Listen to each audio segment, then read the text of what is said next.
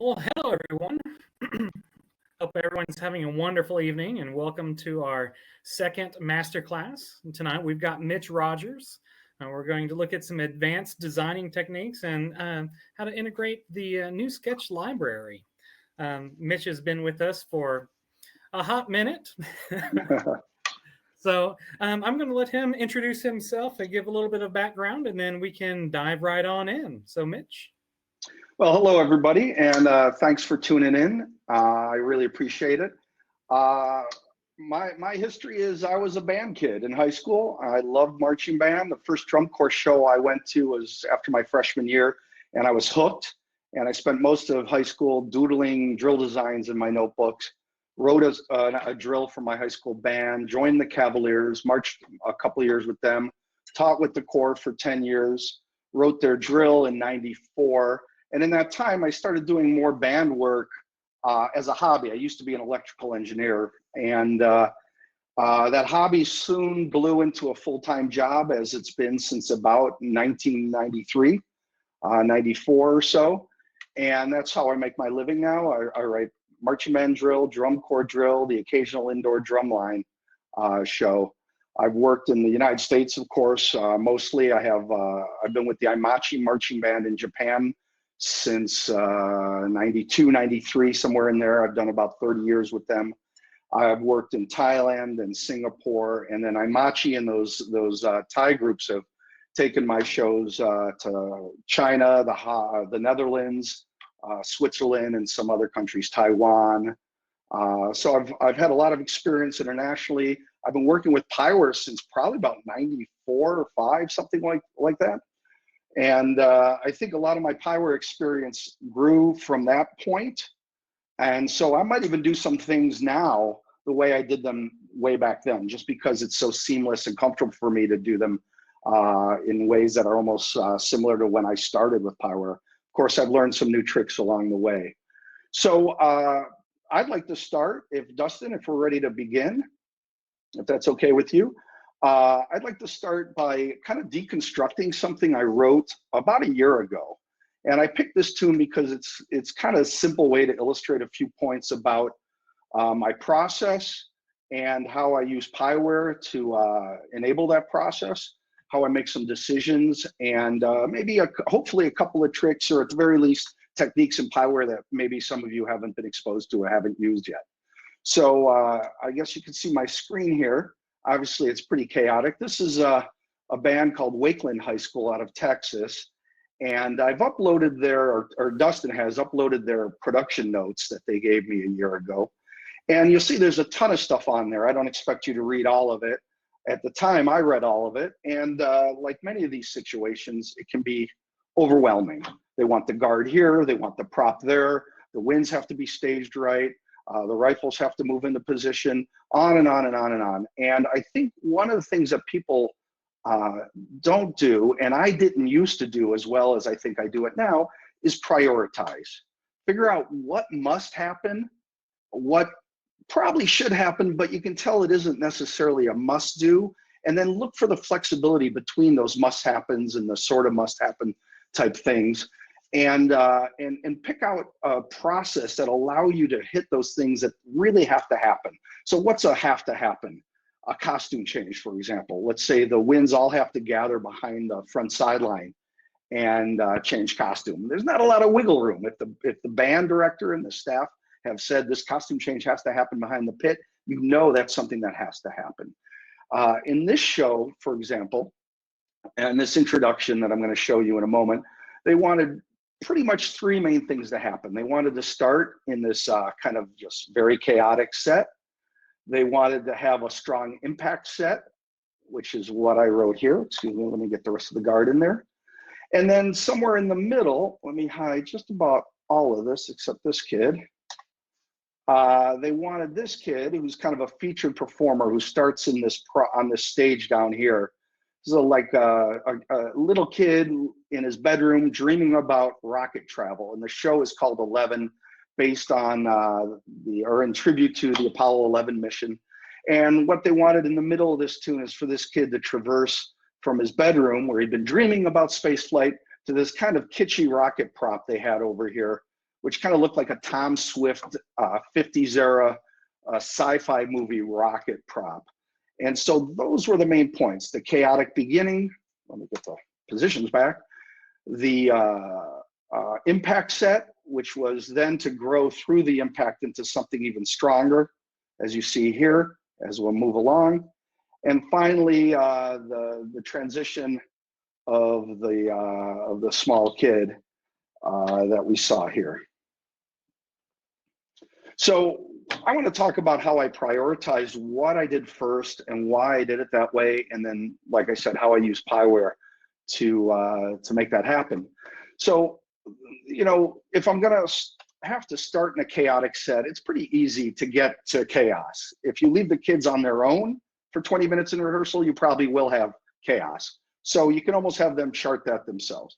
So I'm thinking that might be pretty easy to chart, but a cool impact set might be more difficult. And then to try to start with this and somehow grope my way through the drill to end up here might be difficult, or not even here specifically. Something solid and powerful and interesting from chaos might be doable, but it's kind of a groping process. So I thought to myself, why not start here? This is not an uncommon technique. I'm talking about the beginning of a show. You could do this anywhere in a show. Go to your, jump ahead 10 charts to where you think you want to have, let's say, a climactic set or a specific moment, chart it out, and then figure out how to work backwards from there. And we're going to do some of that now. So like I said, this is a rocket ship. This kid's climbed into it. They wanted the guard surrounding it. So I thought this is a very definite thing they want. I got to have the guard. I got to create something that focuses to the guard. I want it to be kind of interesting looking and kind of fantastical. Like I could have just started in the block, for example, started here. But, it's this kind of, like I said, this sci-fi looking rocket. It didn't look like the Apollo 11 rocket. It's kind of sci-fi looking. So I wanted something a little more fantastical. And I just had this image of the rocket on the pad with that steam coming out of it. And that kind of motivated me to create something like this that kind of rolls off the prop. I don't expect any judge to, say, oh, I love the way the liquid oxygen is evaporating. No, I didn't expect any of that. This was for myself to get me started, to get that going. They wanted the drums behind. And so I just sat down and I kind of started here and made this set here. So what had to happen next? Well, the next thing they wanted, I'm talking next by going backwards, right? I'm going to work back through all this. In fact, why don't I run it for you once? I don't think you can hear the music, but I'll just run you this intro. You can watch the drill. These are going to be the first wins to perform here.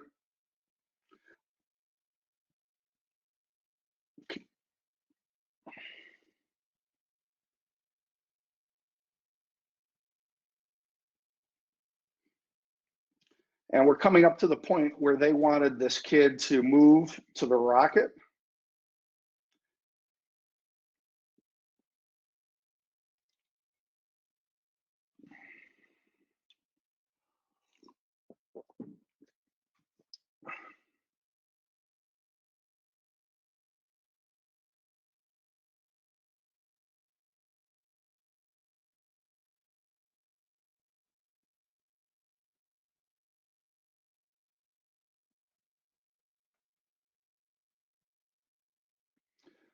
So, they wanted this kid to move to the rocket. They wanted the chaotic beginning.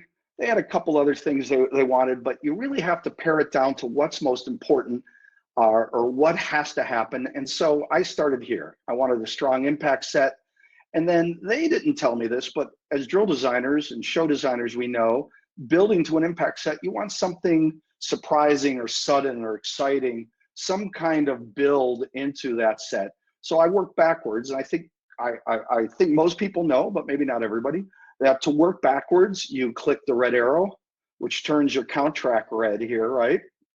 And that allows you to design back from a point rather than the more kind of typical moving forward. So working backwards, I knew that I was most interested in developing my process, my design process, from these oval-like forms. Something about them intrigued me, their potential to create something interesting coming into them. And so I decided I was going to start there. And this is the first thing that I recommend to people. And to some people, I think it's obvious, maybe to others, not so much. But when you're trying to work with a certain group, I really like to take everybody else and just hide them. Let me show you how I did that in case you don't know. I select these folks, and there's a tool up here called hide selection, right? I have it on a hotkey, as many of you probably do. There's also show all, which brings those positions back. So I use the hotkey hide everybody, and now I can focus on where I want my design to develop from. This is not just the focus necessarily, it's kind of where in my process I want to start designing this very important to me 8-count development into my impact set. So I hide everybody else, give me some clarity on the screen. This is a lot of stuff, and it's kind of intimidating almost. Where am I going to put all these people? Not only that, what if something I'm working on here starts to bump into these guys? Like if in fact, let me see if I can do this. I'm going to delete those back. Like I'm starting to chart this and it's all kind of getting overlapped here. It just gets chaotic. Let me repair what I just did there by doing an undo command. I can't sing the praises of the undo command enough. So I frequently will hide what I don't want to work on at that moment, just to give myself some clarity, some space to work with. In this case, I decided these circles were more interesting than the connective tissue. The guard was already going to be planted here. I didn't need to work on them. So I wanted to start here, and I decided I wanted this form to fragment. I wanted to come into this impact from something completely unlike it. So it'd be a surprise. The tempo isn't super fast, so it isn't going to develop quickly necessarily, but in 8 counts, I wanted an extreme change of texture, of form. And that's me working backwards here. I probably started with this one, if I remember clearly, found a way to develop that so it would open, and then decided to mimic it here and here. And then I saw this was a plus sign. I thought, well, let's create some kind of deconstructed plus signs. So it almost looks like as we're pulling into this set, it's almost like, the drill is developing, the show is developing into this linear kind of plus sign thing, and then it takes a left turn and we open up into these arcs or these circles.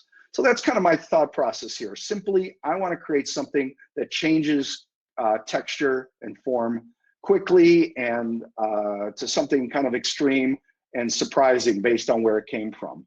And once I had kind of done that here, and maybe I did it only rough, maybe this was kind of just crooked and the intervals weren't clean and they weren't, this might have been like kind of like that. I just left it like that, and then let's unhide everybody and figure out, well, what do I want to do with the connective tissue?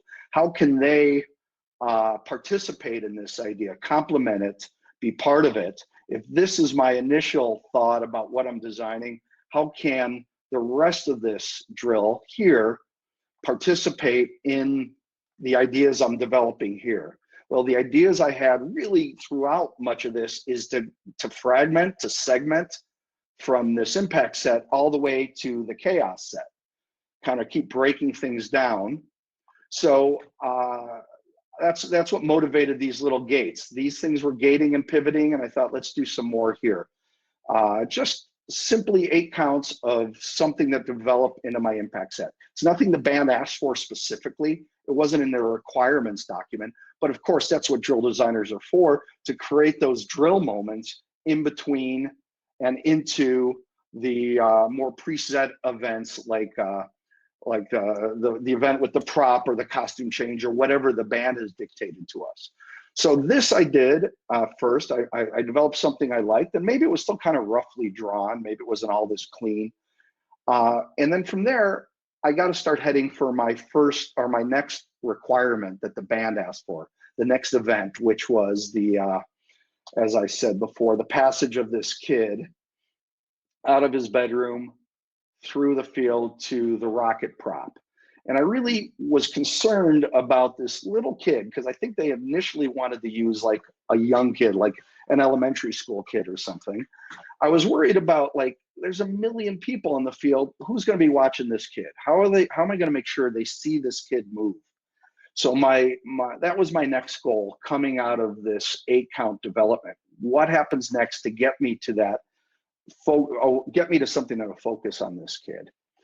And this is where another design technique that I use, which is to not necessarily care what the drill is. I have to get somewhere kind of specific. So in this case, I probably hid most of these people. Maybe not right away. I wasn't quite sure what I was doing, but we're going to cut to the chase a little bit here.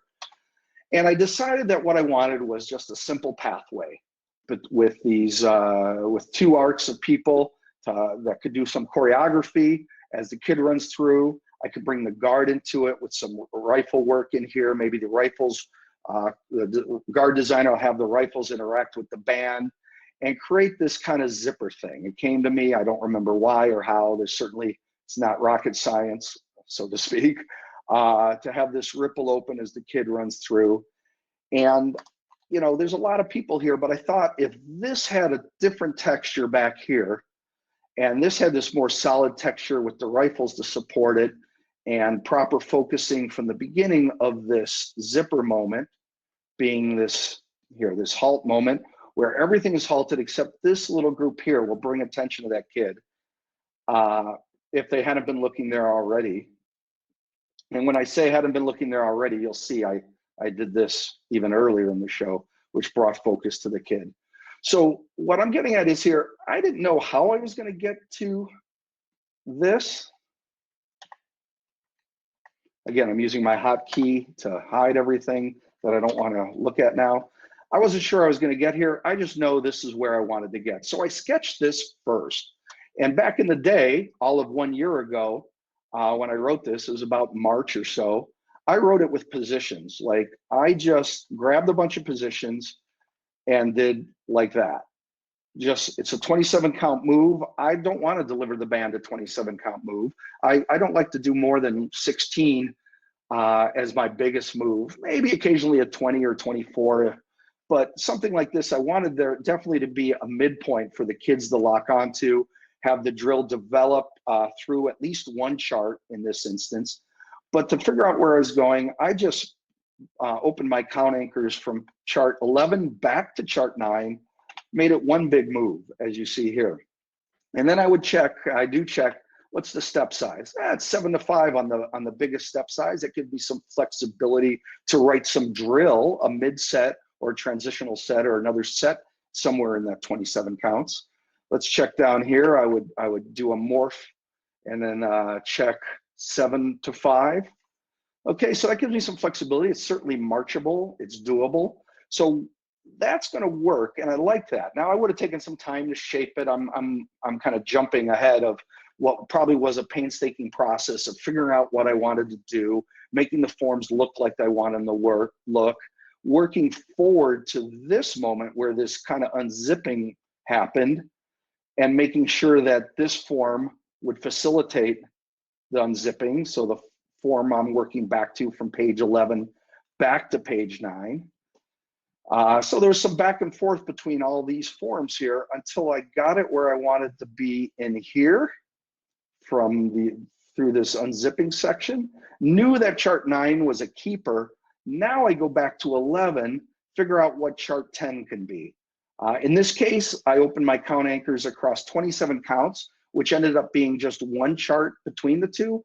But there's many times I'll go 4, 5, 6, 7 charts and just jump to that destination chart, that kind of specific event I have to chart, be it a costume change, or maybe we're going to surround a prop and do some kind of dance, or they want the guard and the band overlaid kind of in the corner somewhere, something very specific.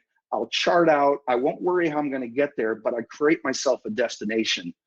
And that's what I've done here, even though it's just across one intermediate chart. And then I try to figure out, well, what can I do in between that has good drill development, perhaps some variety, is copacetic and in harmony with what else I might do on the field here. And I'm going to quickly now just revert to my saved file, because obviously I kind of blew up that intermediate set demonstrating that. And what I came up with here was I wanted to continue with these line segments, so I decided I was going to build line segments here. And I worked back and forth between 11, 10, and 9, going back and forth, trying to make sure that I could create something that worked in terms of step size, interval, in the terms of the flow of the drill, et cetera, all the things we have to do as drill designer. So I didn't worry about that at first at chart 10, that intermediate chart. I just jumped to the end and then tried to figure out how to get there.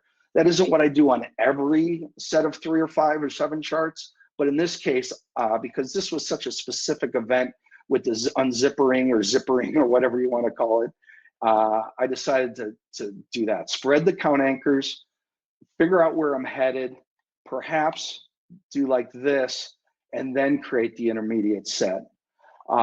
With the program now, we have the sketch tool, which I'm just beginning to implement more and more in my process. So instead of doing this with just the positions, you could also use the sketch tool and sketch out that destination chart using the sketch tool, and then work your way towards your sketch.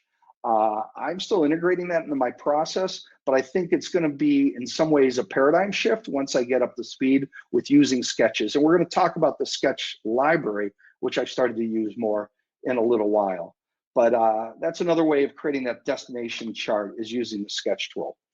So hiding things, so you get some clarity on your, excuse me here, trying to hide these, pressing the wrong key. There we go. Hiding things I think is very helpful, creating that destination chart, and then working your drill towards that destination chart. And it may be even that destination chart, you don't even have people in the right places. I'm sure when I first drew this, it was kind of like just everybody was everywhere.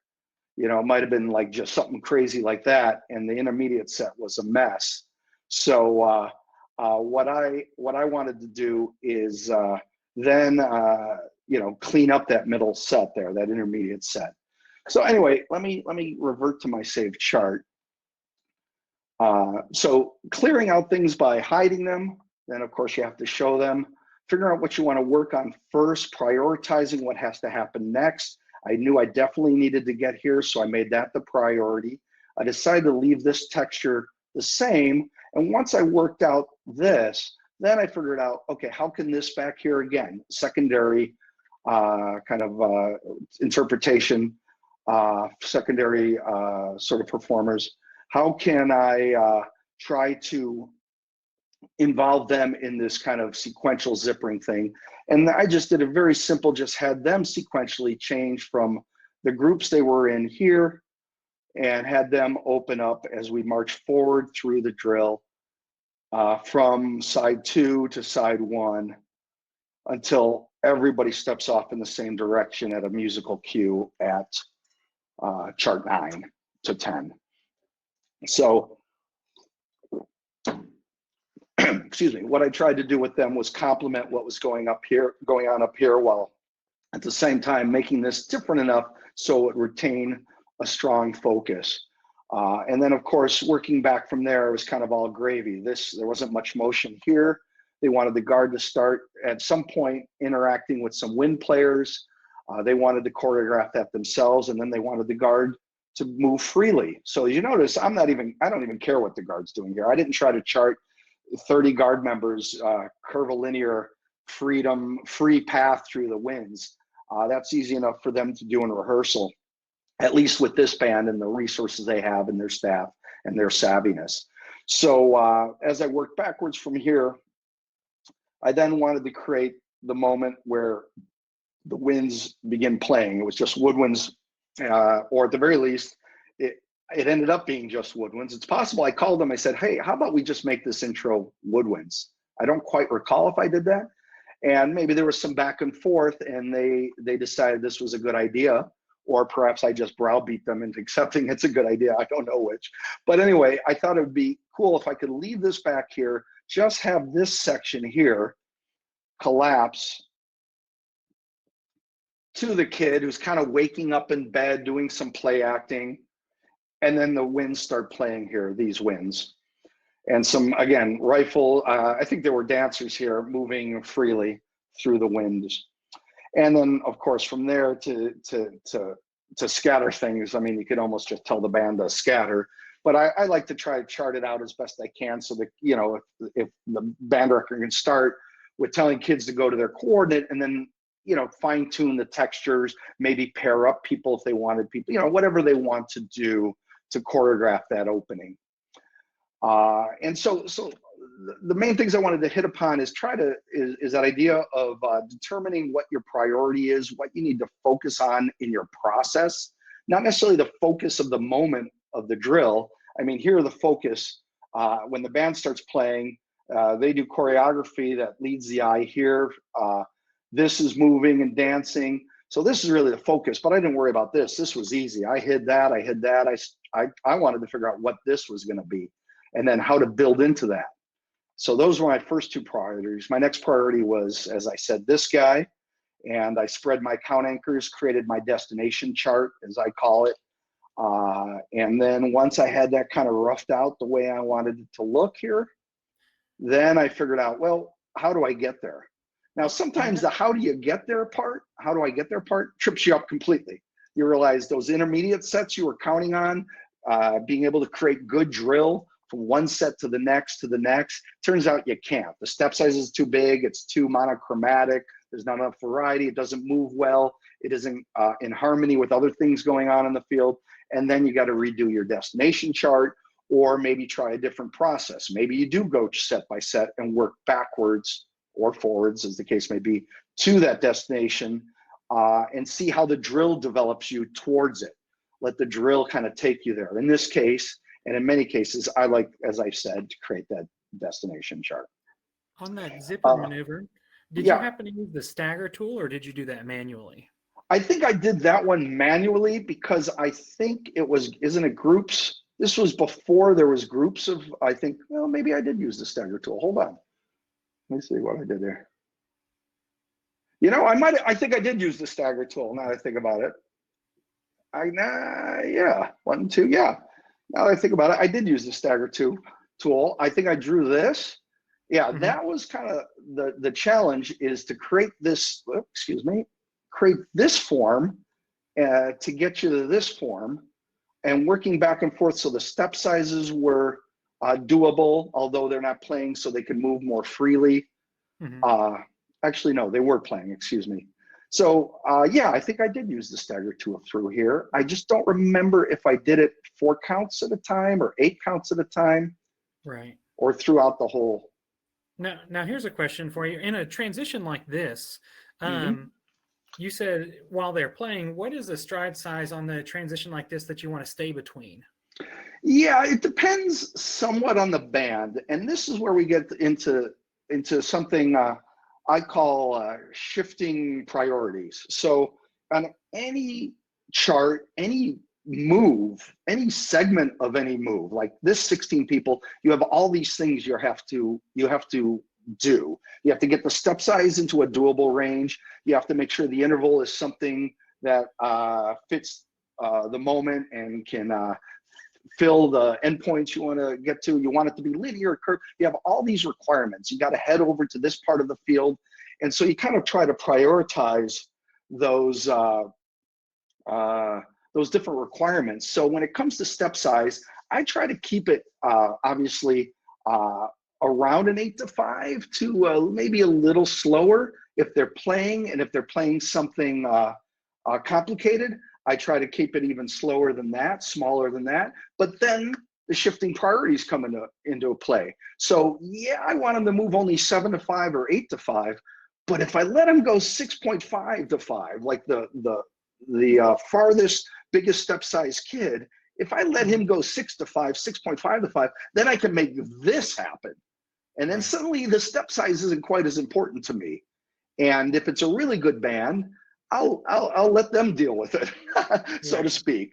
And if it's a really difficult, yeah, and if it's or challenge them to teach it, or if it's a really difficult move, big step size, extreme change of direction, and if it's exposed, I'll tell the band director, listen, on chart 12, I got this kid number 35 in the trumpets or whatever. he's put one of your good kids in there. That's going to be very exposed. It's a key point. It's very exposed. It's difficult. And I'll go through the drill and I'll point out a few of those things. So it's kind of shifting. It depends on the band. It depends on the moment. How cool can I make this if I give a little on some other priorities like step size, for example? Right. Same thing goes for staging. Sure, I want to stage this one element dead center where it can be easily heard and they can see the drum major and the drums right behind them. But if I push them off to the side and back them up a little, it opens up the field for something else. So that's a challenge of any design. Designing is compromising and trading and trade-offs. Designing is trading off different aspects and factors of design. Awesome. Well, thank you, sir. Sure. Is there any questions about that stuff that we could talk about, or should do we want to talk about the sketch library? The stagger and then the reasoning for the step size and what's the feasible size for that type of maneuvers. So. Yeah, so I think I tried to keep the stagger. Well, let's see what I tried to keep it here. It's kind of it became a little bit, excuse me, let me get the, It became a little bit of a challenging thing to chart because I wanted it to open a certain amount every 4 counts. So right. Where is my step size indicator here? I'm in sketch mode, excuse me. There we go. Yeah, so I let the biggest kid here go 5.5 to 5, okay. Which means, every 4 counts is one kid who might be a little challenged or might be very challenged playing. But I felt the idea that it opening a lot would draw the focus, would make this look more dynamic. And I think that's why I let the step size drift out towards bigger than 6 to 5 there. Right. For that person. And probably it's the same thing for 5.4 to 5. I think it's probably like that all the way along this thing. I remember this took me quite a while to pull off. And I think it had to do with step size, opening it a lot, having it open evenly throughout the amount of counts I had to do it. And so we had a question pop up about this as well from Jason. How do you manage guard staging in this? Yeah, so in a way, the guard staging was easy here because they told me they wanted, where my guard? Here we go. That was my show all hotkey, by the way, that made all these folks appear. In this case, they wanted the guard to start here, and they wanted the guard, I'm sorry, not start here, end here. This is the end point. This is the impact set around the rocket ship with the little kid in it. They wanted them to be scattered amongst the band, and they wanted to move freely. That's music to my ears. This is a good guard, great guard staff. They can handle this.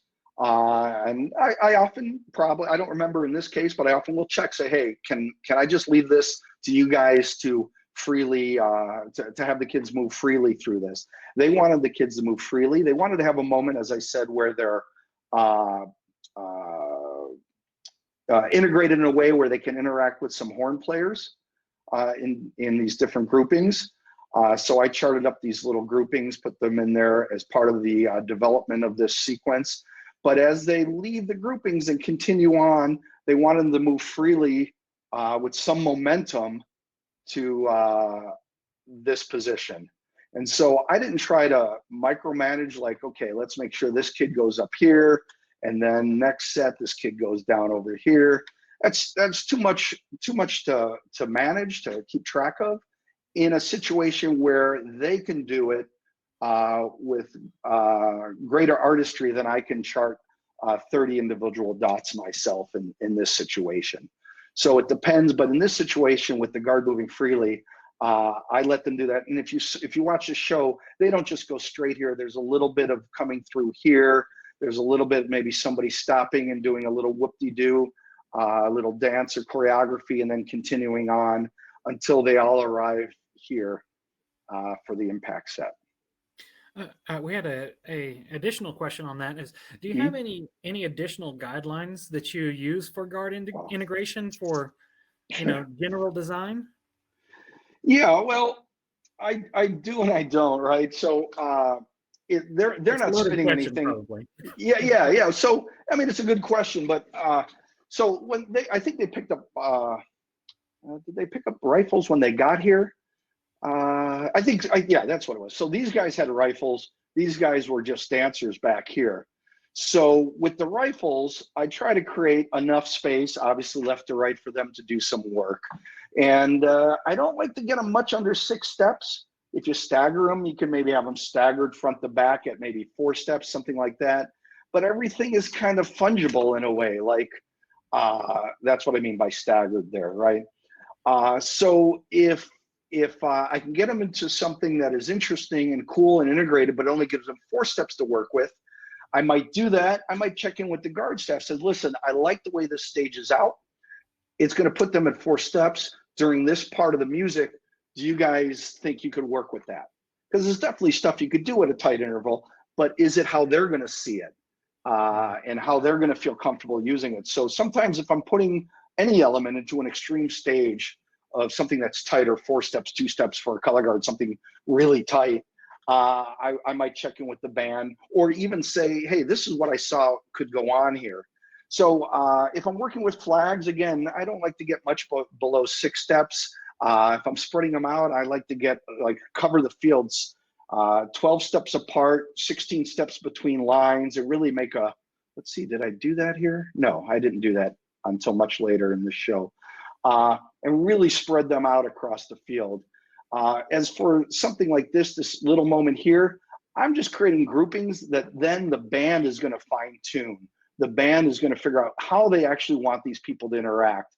Maybe the band even said, you know, and I say the band, I mean the band staff, of course. Maybe the band even changed this, I don't think they did, into a little line, and let's have this person start here. And then the band in rehearsal came up with some kind of process that moves across through them, and they carried the person and handed them off one to the next, or whatever the choreography was. They didn't give me a specific choreography staging here. They just told me to create groups of guard and band. So I created them tight little groups. They could have expanded them. Maybe they expanded them and contracted them throughout the moment that they had, the time they had here. So that's why this is kind of tight here. They look like they're rifles, but they're just dancers, and they're interacting with band. Perhaps they were being lifted up or passed around, or the band knelt and the guard danced above them, and, you know, those sorts of things. Boy, God, I'm trying to think guidelines. I don't know, if we're talking about really more beginner type stuff, you really, in terms of guidelines with the color guard, with the band, you really want to watch your front to back spacing. Now, this is kind of all part of a process in motion, but one of the things I tried to work out on this form here is a sort of front to back spacing in between these little crotches here, or whatever you want to call them, these little X connection points, so that there'd be some clarity at a decent elevation of press box, so that you could see how these things connected through. So as the farther back on the field you get, the more that spacing you need. And I'm starting to get into some questionably tight areas here, but this is a big band performing in a lot of big stadiums in Texas. And I thought that, the audience was sitting higher. I thought most of this would read, and I think for the most part it did. The video, I think, Dustin, I gave you a video link. I'll pass that on to them right now. Yeah, that's a pretty low vantage point, so it doesn't read as well as I might hope. But my impression is it's not their standard vantage point that they wanted me to use. It's a little bit lower on that video. Perhaps it's a parent video. So in terms of guidelines, I like to keep 8 steps between elements when I'm down kind of in this zone here, more like 12 steps in here. And when we start getting back on the field, you really want to keep one element from the next 16, 20 steps apart, so that, let me see if I can bring down my real view. You may need to choose the change screen. We can't see that. There. You can't see that. Okay. No, if you want to bring over your window, and then let me see. Screen. Yeah, let me see that. Change window. Change window, and then grab that real view. How's that? Can you see it? We're good. We can see everything now. Yeah. So, and now I can see myself, which really is distracting. So let me move that. So, you could play with this. I like this vantage point.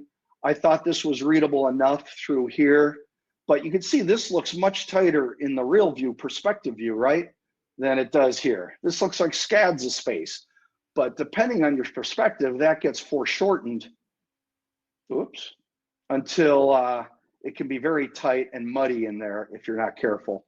So that's another one of those requirements. Each page, do I have enough front to back distance? If I move this over, can you see the design window now? Yes. Okay. So working one of those requirements, the step size, I want the form to have variety from where it came from. I need to have the wind stage properly. I need, and then another one, I need distance between elements so that they're readable in that perspective view, which you can see right there. Yeah. In that billowing effect there, what interval do you have running? Right here? The curly Q. Yeah, so that's about a 2 1/4 step interval. I would have preferred to make it 2, 2.5, or 3. But as I drew it, it became like it's going to have to be a 2 1/4 to make it work the way I really like the form to look. I kind of really like this form, right? So in that shifting table of priorities, I said to myself, okay, a 2 is easier for the band member to read. A 3 would be easy to read. 2.5 maybe better. 2 1/4 not so easy, but I'm going to make them deal with it in this situation. It's a good band, good staff, and I think when you watch the video, you'll see that they pulled it off quite well at their state finals.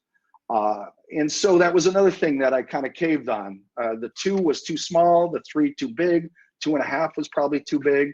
And I said, okay, let's make that a 2 1/4 or 2.22, so to speak. Thank you, sir. Sure. Do we want to talk a little sketch library here in the last? Do we have any other, before we move on to the next section, does anybody have any other questions on the design techniques that we've been discussing? We have another question from Joseph. Would you open the interval for a smaller band? Yeah. So if this wasn't such a big band, how many wins is this? 124. So not huge, but it's a pretty big band. And if I didn't want to, if this was a smaller band, yes, I might have opened this up to a 3. I probably would have, I don't recall what it looked like at a 3. Let's see. Is that about a 3? Let's see what that looks. Yeah, it's about a 3. Let's see what it looks like here.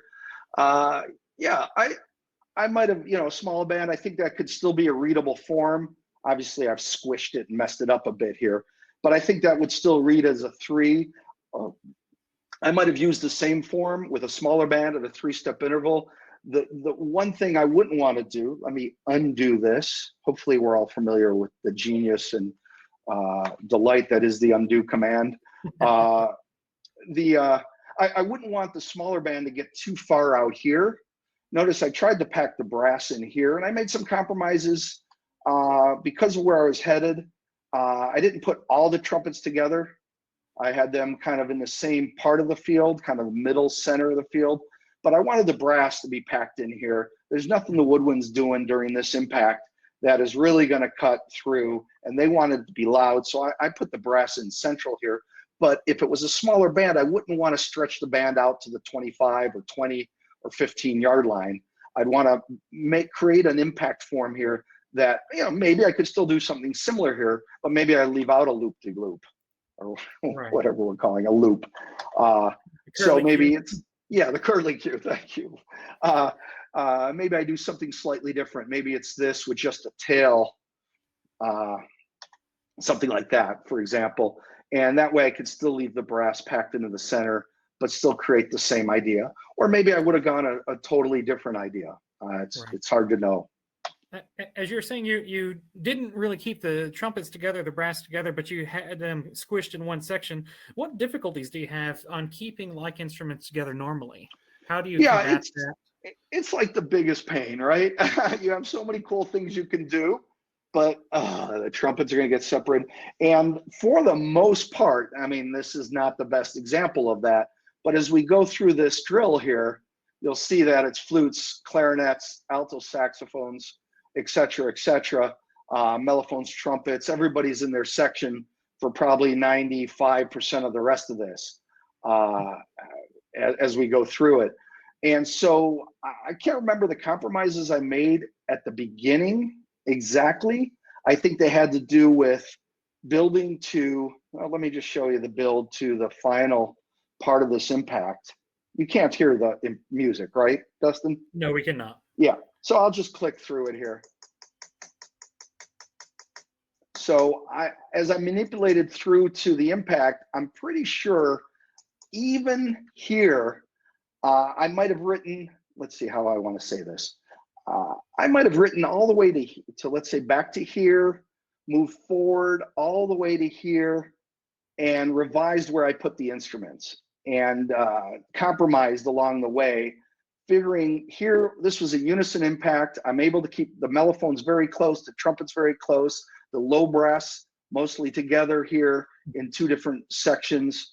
And I felt that's going to sound fine, and it's going to look okay, and the form's cool, and this is the focus. So that's good. And that allows me to set this up the way I want it to build what I wanted to do here. So sometimes I will go way forward into a drill to see what I might be developing, and then go back and rearrange where I put the instruments. And in some ways, it's kind of this something's got to give kind of vibe I have going on. It's like you can't do everything, so you pick your spots. The better, the more you keep all the sections together, the better. I felt this was a place I could let them be a little more segmented, and it wouldn't be a big problem musically. It wouldn't be a problem at all musically, and a minor problem visually, and it set me up to really get some things going later that I really wanted to do as I developed into the drill. A lot of back and forth. I hope people understand that. I will go forward 10 charts and then go back to the beginning of those 10, manipulate them forward a little bit differently, work backwards a little bit, constantly back and forth, grinding it out until I get the step sizes right, get the drill to be at a point where I'm comfortable with how it is effectively, how difficult it is, what the staging is. Just a lot of grinding out chart at a time. Yeah. Along that line, and on the curly cue set, as it were, we had a question: why did you have your drum line at an angle, kind of against the flow of the other forms in that set? Yeah, so the drums. I'm not going to say this is my proudest moment, drum staging wise. In my defense, in the perspective view, it becomes more a part of what's going on in the horn form in terms of being part of that flow. It kind reverses here. Yeah. What they wanted, and what I knew was coming up and was important, was to have the drums centered in the back here and behind the woodwinds much later on. And I remember clearly doing this with the drums, something like this. Let's see how, not marching them over there like this was the set. What am I doing here? Hold on a sec. So it was this, right? Kind of, it wasn't exactly this, but it was like this curly cue finished all the way around here. And I did not like that from a timing standpoint at all. So undo command, let me go back there so I don't have that all messed up. So then I tried to find other ways to give the drums some connection. And I thought, again, the way this would look, it would be this curly cue thing, kind of connect through in the perspective through the drums. It reverses, but there's still this kind of, I'll call it motion, pointing towards the guard through the drums. And I had them at that kind of strange angle because when I did this, let me see if I can, it started to get too tight, or it didn't create, or it became too separated. See, I felt this was too separated here, or if I pushed it forward, it was too tight here. So I'm going to undo. I really get kind of panicky when I start messing with this, because in case I need to have it the same to answer any other questions. Right. So yeah, so that's how that process developed with the drum line, trying to create a connection through what was going on, but keep them centered behind the band. By the way, these are flubs. I don't know if you've dealt with flubs. It seems to be a growing thing where if you have drum kids who aren't quite ready to be snare tenors or basses, you give them something, it's like a tom they wear, and they play a much easier part, and most bands like me to keep them behind the snares or behind the tenor drums. So they're kind of a bit of a blight, you know, back there, but the band wanted them back there, and occasionally I would pull them out from behind the band. I think here I did, because I didn't really want them back here. I wanted them to complete this this little form thing I got going on here. So Okay. anyway. We had a question that what type of stylus and tablet are you using? Yeah, so I have a Wacom, I think it's pronounced, Intuos tablet. It's just a pen tablet. It's got some, maybe, can I hold it up? I guess I could hold it up, right? Here's my pen. And am I going to unplug it? I'm not going to risk unplugging it, not having it reconnect. It's this thing, Wacom, W-A-C-O-M. It's their medium tablet. I bought it like, I don't know, 7 years ago. I love it. I have problems grasping a mouse. I really clutch up on it, and I really get some repetitive stress syndrome injuries with a mouse. So I use the pen tablet. If my right hand gets a little tight working with the pen, I sometimes switch it to the left hand using a trackball, which is a little slippery to use, but I've gotten pretty good with it, and I can make good time with my left hand using the trackball. And then in addition, for anything that isn't design, or sometimes even to click tools or to click around, I use my trackpad, my Apple trackpad. And so I think, using that variety of devices makes it so I'm not developing as much repetitive stress on my hand, because once this time of year hits, all the way to October, I'm sitting here 7 days a week, as many hours as I can stand it. And over the years, I've developed elbow problems, a shoulder problem, hand problems that I've had to work through with stretching and stuff. So I like to keep a variety of ways of inputting data, of drawing. Now this next question might be a little bit of a secret, but how do you get through your moments that you're stuck in design? Yeah, well, a design block. The first thing, my glib answer is I think about my mortgage and my bills. I'll open my Quicken register, and I'll think, I better think of something quick here, because I got another 10 shows I got to write. No, truly, I can't tell you how important it is to get away from the machine.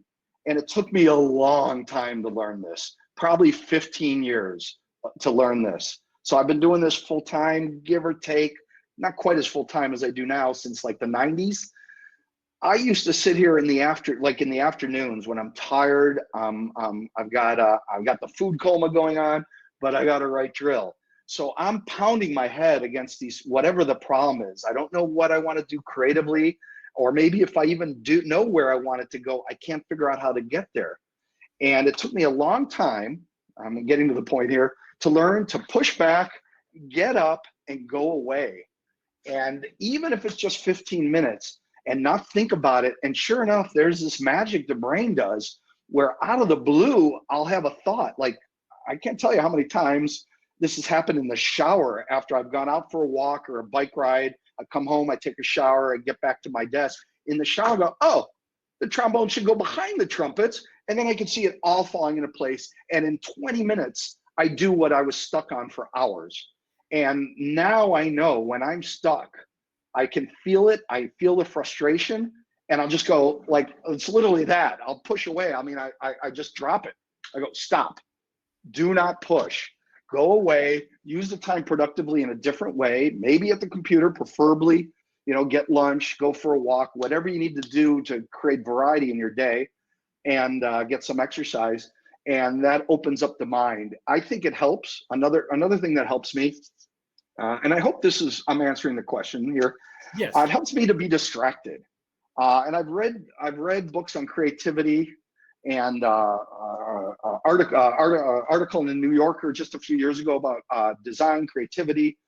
There's a great series called Abstract on Netflix, which is about design, sneaker design, illustration, architecture, all these different designers. And you hear more than once that they need to not focus too hard. So I almost always have a bike race. I like bike racing. I'll have a bike race on my TV or on my second monitor over here. Bike racing is extremely boring. It goes on for hours.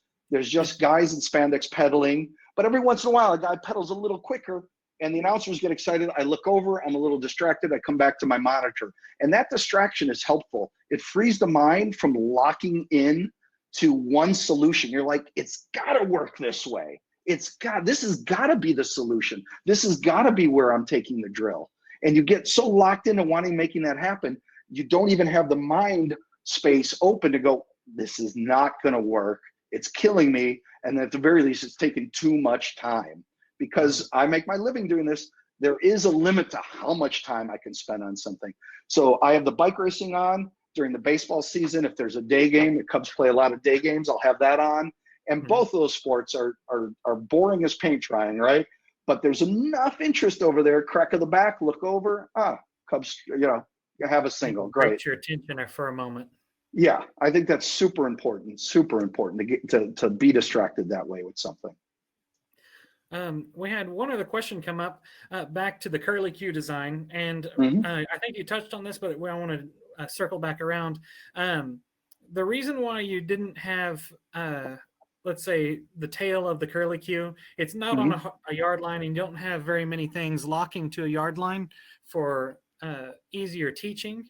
That was because it was a give and a take for the final form, or just want to touch back on that? It's two things. One is the give and take. I mean, I fell in love with this form. Maybe nobody else enjoys it as much as I do. I really enjoy it. I think I even used it in another show in another part of the country last year. So there's another secret. Every once in a while, if I'm stuck, I'll grab a form from another show and plop it down. Maybe I modify it. But I like the form a lot. And this is a very good band. They're very good teachers. They march very well. The kids are focused and disciplined, and I thought they could handle it. Now, you'll notice very soon after this, we're in a block, we're in another block, we're in yet another block. Okay, this is all, trust me, very appropriate blocks. There's a lot of choreography going on. I'm making this easy here. I really took it easy. Like, the focus is over here.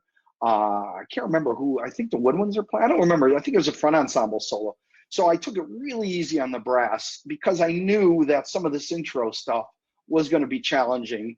And when I say challenging is another way of saying suck up a lot of rehearsal time, right? I knew they could get it, but then I tried to make some of the other stuff easier, right? I found some moments to hold that maybe they didn't even dictate a hold for. I made some blocks here. What's this guy doing here? Hold on. Get in a position. Anyway, so it's all that trade-off thing. If I'm going to make a hard set over here, then let's do some easy stuff so that they can get through pretty quickly in rehearsal. Right. We have one more question. Sure. We have, how do you develop your drill vocabulary? Do you find yourself self-studying other drill writers and incorporating what they do, or find inspiration in different things? Yeah, so that's a great question. Certainly I study other drill writers. I try, you try to make a point of not copying other drill writers, but it's always interesting to see what they do.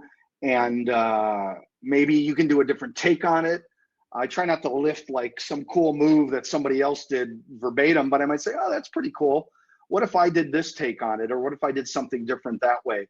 Or that's interesting how they might stage that moment. So certainly you learn from watching, and certainly back in the day when I was younger and more obsessive in a way about this stuff, I watched tons of video. I watched tons of drum corps shows. I couldn't get enough of this stuff. And I think there's a lot to be learned from watching. There's a lot to be learned from, well, in terms of not so much drill, but events, if I'm doing a show about, let's say, the Apollo 11 missions, I went and watched the Apollo 11 documentary just to put myself in the frame of mind. Maybe like the steam coming out of the rocket. I don't think anybody's going to notice that, but it helped me get started, right? So that's another thing I might do. And that's more in terms of programmatic elements. Watch a movie. There was a show I once did about with the Plymouth Canton High School band, like back in 1998, I think it was. We did a show with the theme of the Civil Rights Movement, and I read a book about the Civil Rights Movement. I hadn't read about it since high school probably, and I came up with along with the rest of the staff, we came up with events that were lifted from the Civil Rights Movement. There's a moment where I saw the picture of the girl, is it Ruby Bridges, going into Little Rock Central High School. I can't remember the details, but one girl being escorted by U.S. Marshals into not the high school, her school, and there's all these people yelling and swearing at her and cursing at her. And I read about that. Of course, I knew about it. I'd seen the picture. I saw the picture again, and we created a moment on the field like that. So it's good to get inspired by these other things. I try to go see as much dance as I can afford to see. Where I live in the Chicago area, I live in Evanston. A half hour from my house is the half-hour drive is the main dance theater in the Chicago area, and there's several great dance companies here. I go down there, and every time I watch, I try to take mental pictures of what they're doing, how they're manipulating space, what little things they're doing. They're working with smaller groups, right? I try to see what are they doing that I can bring into my work and use. And then, of course, I experiment a lot. Like, the music does this. What if I did this? And I start just moving things around the field.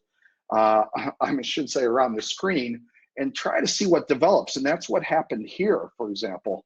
I had the form. I mean, I don't always start with just a form like this. I thought, well, what can I do with that? And I started playing with what these people could do down here. And I really liked the surprise of that opening into that. And I just kind of trial and errored it until I got to that little drill transition. You mentioned you went and saw a lot of dance. Along those lines, how do you take in account the choreography of the drill? Do you plan out specific choreography in there? Do you leave it up to the groups to decide, or is it a little bit of both? Or yeah, it's a little bit of both, but it really is more. I really try to take care of the staging and provide. Staging, I think, appropriate for the way the music is, where the drill has to go in terms of musical staging as well as visual staging for choreography. So I am not much of a dancer. Okay, understatement of the year. I am a terrible choreographer and dancer. I grew into the activity before that was a big part of the activity, and I've never become very adept at it. I am also very lucky at this point in my career, so to speak, to work with a lot of great bands who have great staffs, and they bring in people to do things way better than I would ever imagine them. And sometimes I'll work with them to stage things the way they want them to be, so that when they go in, they can create what they want. Sometimes I stage things in a way I find will be interesting, variety, bring the eye where it needs to be, set up the instruments so that when they re-enter, let's say from their dance moment, they're staged properly. And then I'll go ahead and send that to the band and let them riff off of that. Sometimes they call me back, say, hey, could you make this a block here and have it covered down instead of those 4 groups? Because we want to have this moment here. I prefer them to tell me that up front, but oftentimes there's got to be a give and take. So I try to stage it out to their requirements. And if they have choreographic requirements, I try to make that happen in the staging. And then I send it to them.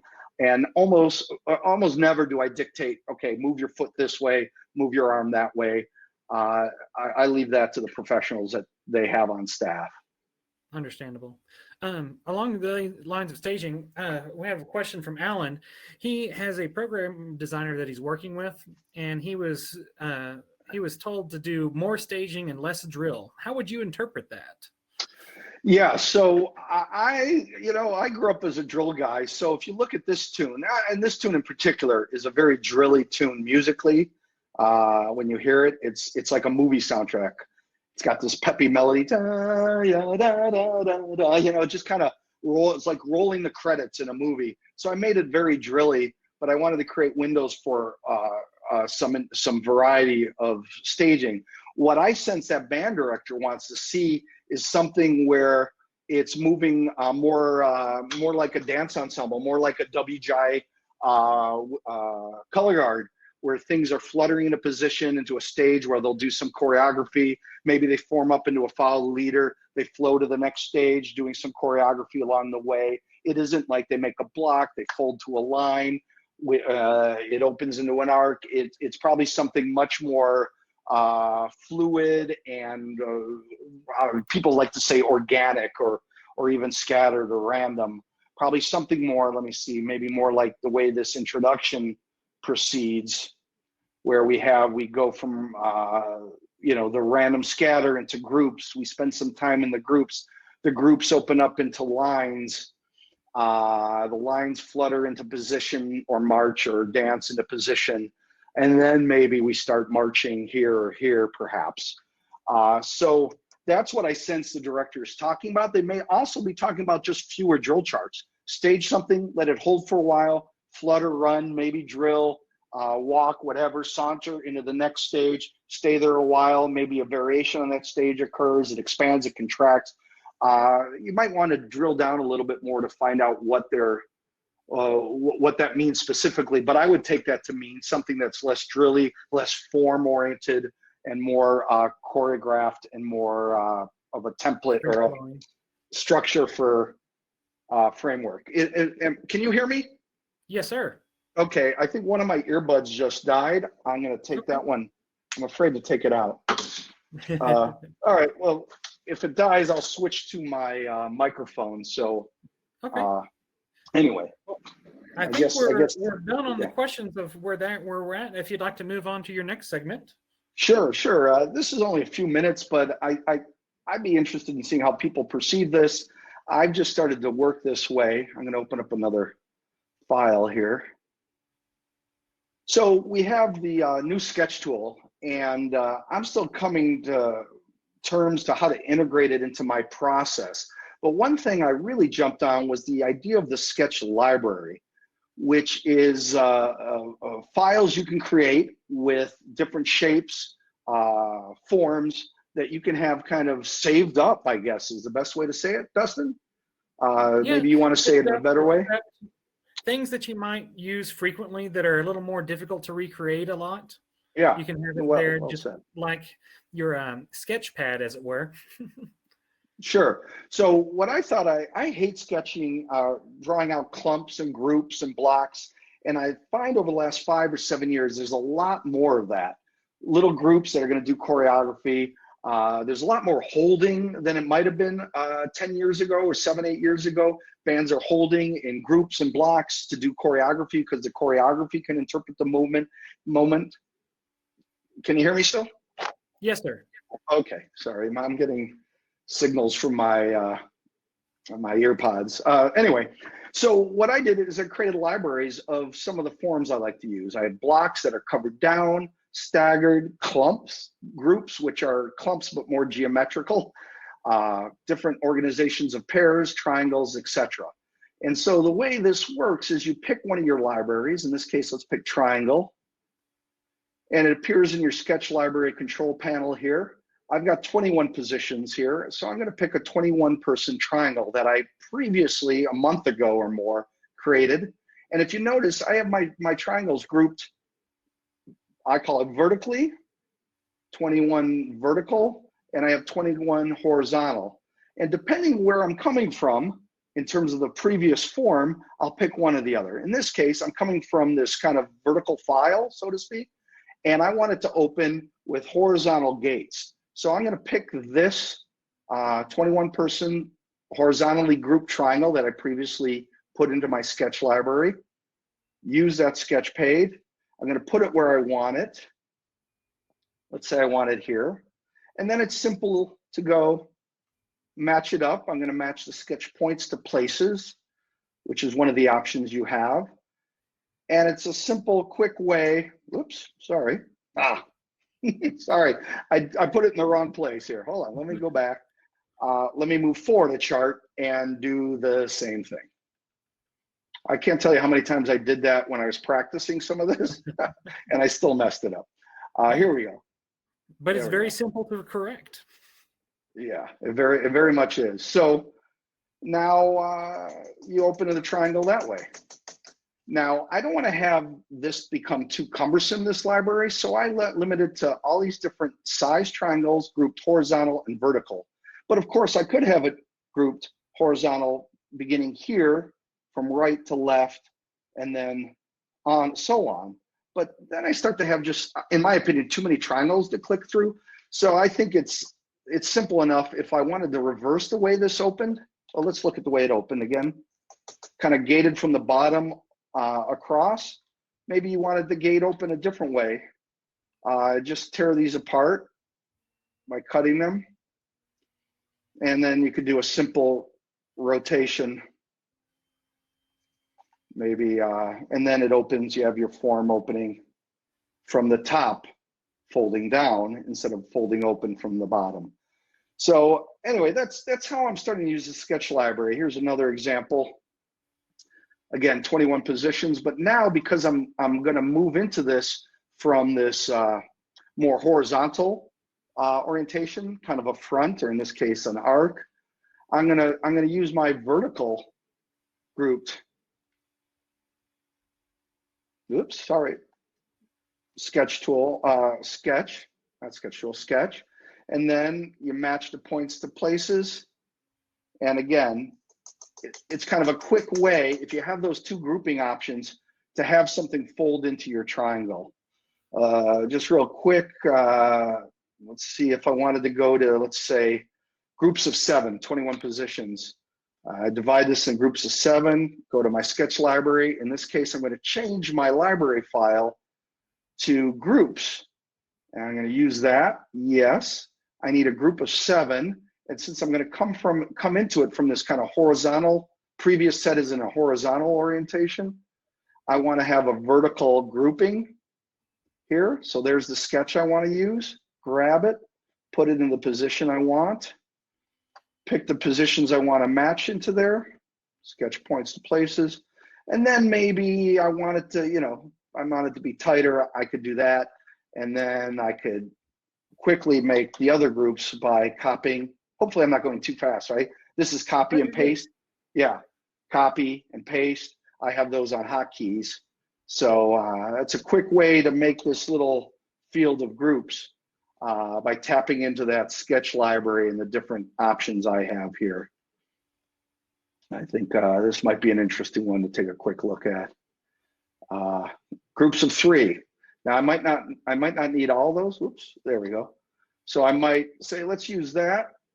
And then I might just grab some of them and drag them wherever I want them, and then match them up to whoever they're going to match with, and then go ahead and delete the ones I'm not going to use. So I've just started doing that in the last few months, last few weeks. I've started implementing that and integrating into a process that has been pretty automatic for a long time. So I'm still catching myself trying to draw out a triangle and then stop and go, wait a second, let's use the sketch library. And I find I really enjoy bringing that into my process.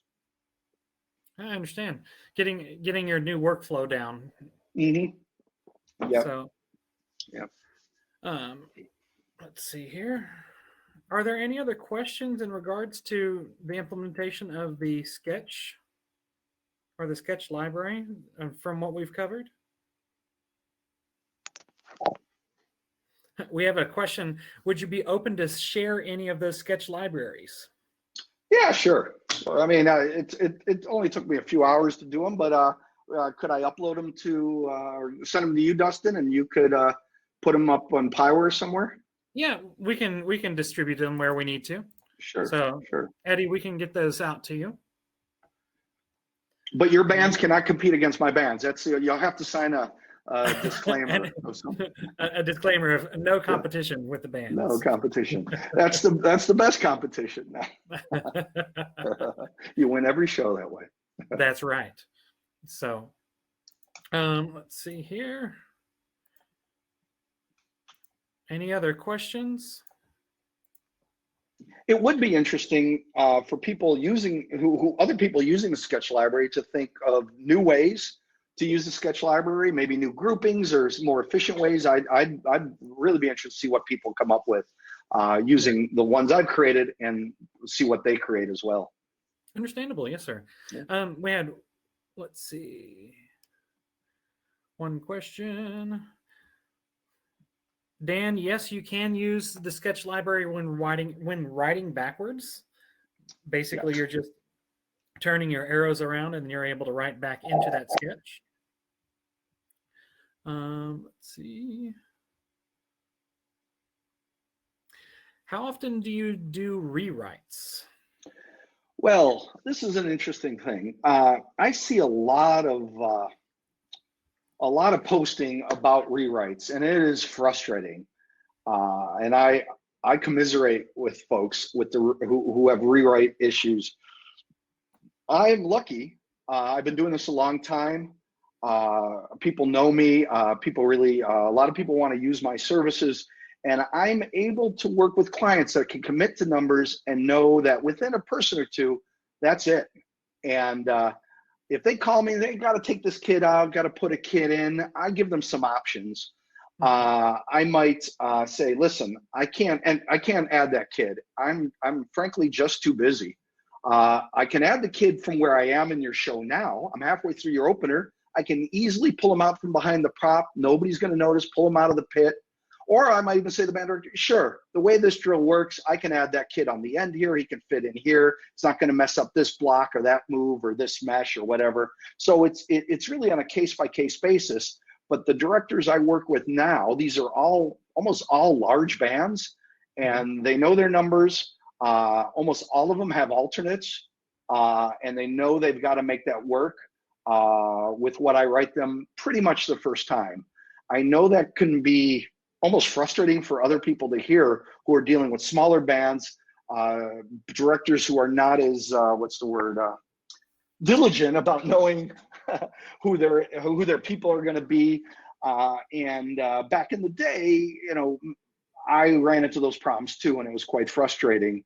And I would do those rewrites. There was an intermediate period where I would tell people, I'll do the rewrite, but it's going to be $250 or something. I don't even remember, $200 back in the day, to add more than 4 kids to your drill, or some contractual agreement, some standard of number of kids versus the amount of money that I would charge them. But for the time being, knock wood, I'm in a position where I'm working with big bands, a lot of alternates, diligent directors, and people who know that I'm crafting something and working on other shows, and I can't really be cleaning up their personnel issues, so to speak, right. Which is a little bit of a rude way to put it, I guess. But anyway, I'm lucky that way. I don't deal with much of that anymore. With the potential rewrites, do you think you'd be able to use the sketch tool to convert some of your forms into sketches and then apply that back into it, or?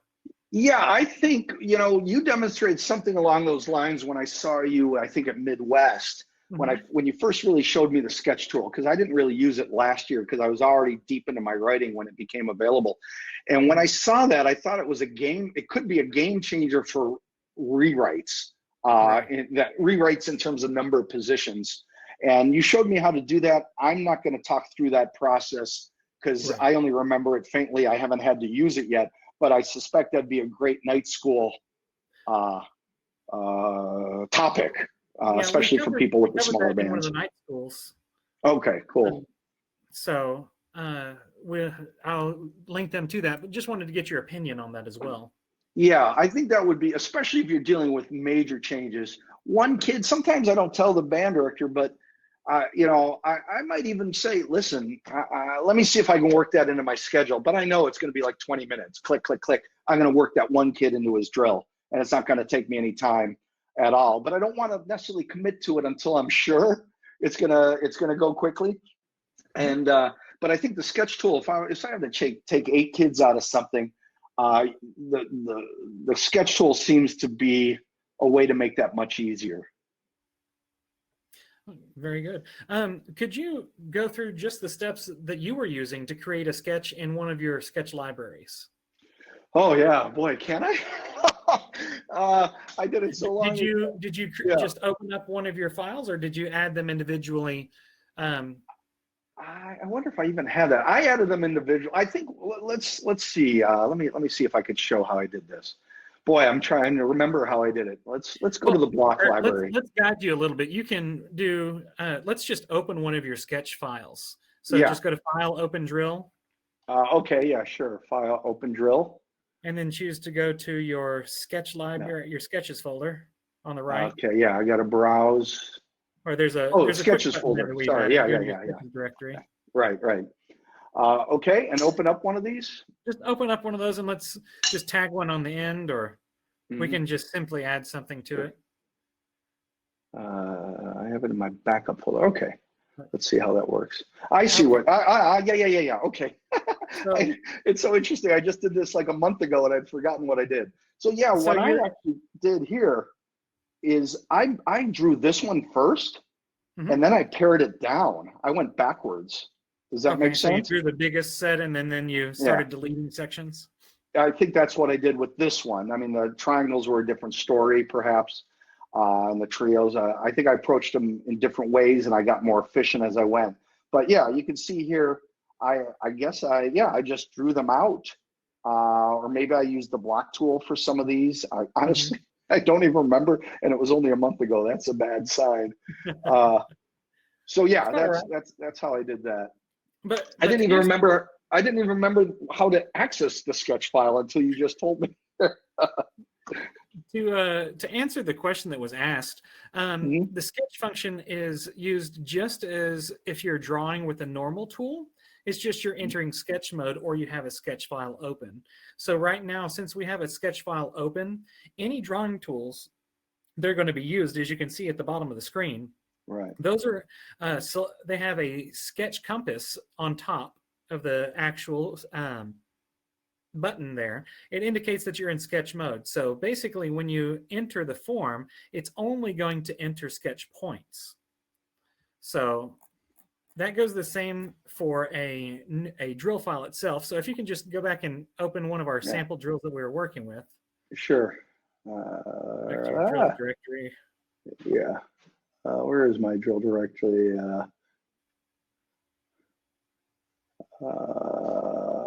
Let's do this one here. Okay. So if we're working and trying to create a sketch here on your drill and you're not in a sketch file, you'll need to enable your sketch mode, which is in the top right corner. And then that's going to set your tools all into sketch mode. So if you can just draw a new form out there real quick, and any form that you create now is going to become a sketch. So yeah, you can see this sketch has only 18 points. Do you call these points, Dustin? Yeah, they're sketch points. Sketch points. I want to put 21 people into here. So I just drew this. This is basically just an arc that I want these people to go to. I don't have to know how many positions are going to be in it. And let's say I decide, I hope I'm doing that, I only want 13 kids in that arc. I select those kids, I click that, and I click, and that's it, right, Dustin? And there we are. And then evenly spaces those out. Yeah. So I'm going to undo for a moment. Remember, it looks like there's 18 positions, but those aren't positions. Those are just points that kind of outline the form. Right. I'm going to determine how many positions go in there. In this case, I picked 13. Shape waypoints, as it were. But we did give the functionality to actually put performers at the exact location of those points to give you the flexibility of applying it to a particular form that you create. So, all right.